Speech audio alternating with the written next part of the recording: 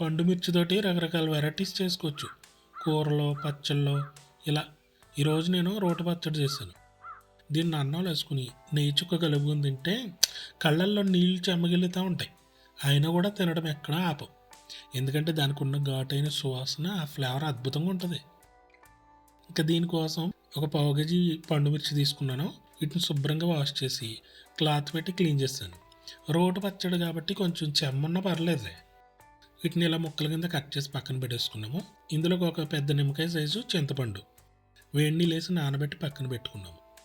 ఇంకా పొయ్యి మీద మూగుడు పెట్టుకుని ఆయిల్ కొంచెం ఎక్కువ వేసుకోవాలి.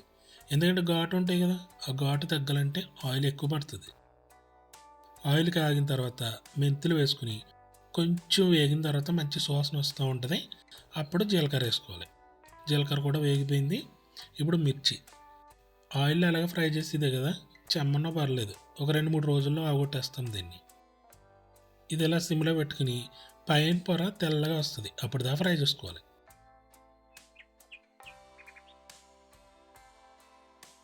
ఇలా ఫ్రై అయిన తర్వాత కొద్దిగా కొత్తిమీర వేసాం. కొత్తిమీర వేసుకుంటే టేస్ట్ అనేది ఇంకా బాగుంటుంది అనమాట. వేసుకోపోయినా కూడా పెద్ద ఇబ్బంది ఏమి లేదు. ఎలా ఉన్నా కూడా పండు మిర్చి టేస్ట్ అదిరిపోద్ది.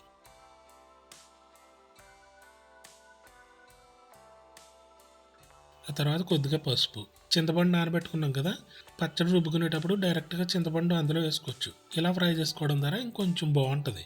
ఆ తర్వాత కళ్ళుప్పు,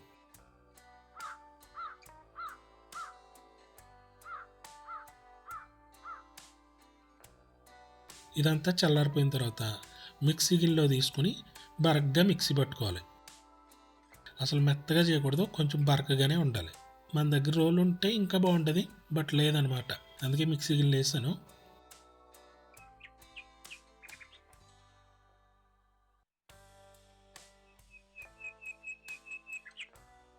ఇవన్నీ ఫ్రై చేసుకున్నాం కదా మూగుడి, మళ్ళీ అందులోనే తాలింపు పెట్టేసుకుంటున్నాము. కొద్దిగా ఆయిల్ వేసుకుని పచ్చిశనగపప్పు, ఆవాలు ఇవి కొంచెం త్వరగా ఫ్రై చేసుకుని ఆ తర్వాత వెల్లుల్లి కచ్చపచ్చగా దంచుకుని వేసుకోవాలి. కొద్దిగా ఇంగువ, కరివేపాకు ఇవన్నీ క్రిస్పీగా అయ్యేదాకా ఫ్రై చేసుకోవాలి.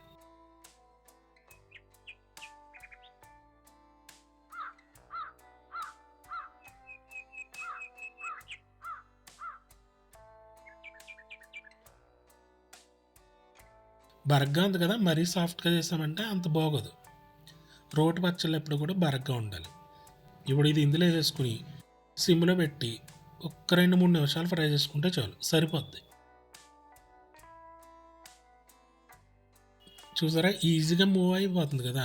అంటే ఎక్కువసేపు ఫ్రై చేయాల్సిన పని లేదు, ఎందుకంటే ఆల్రెడీ ఉడికిపోయి ఉన్నాయి కదా, అందుకని మూగుడికి అంటుకోదు. ఇంకా ఎంత బాగుంది కదా కలర్ఫుల్గా. అంతే, ఇప్పుడు ఫ్లేమ్ ఆపేసుకోవాలి.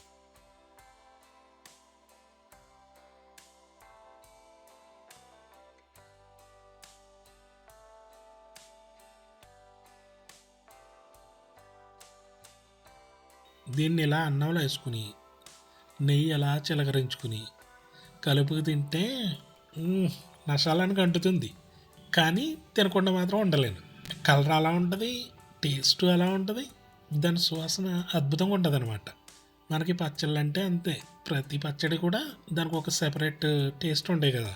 పండు మిర్చి సీజన్ వచ్చినప్పుడు మార్కెట్లోకి వెళ్తే వీటిని కనుక చూసాననుకో ఖచ్చితంగా కొనుక్కు తీరాలి, ఎందుకంటే అంత అట్రాక్ట్ చేస్తాయి ఇవి. అద్భుతంగా ఉంటాయి.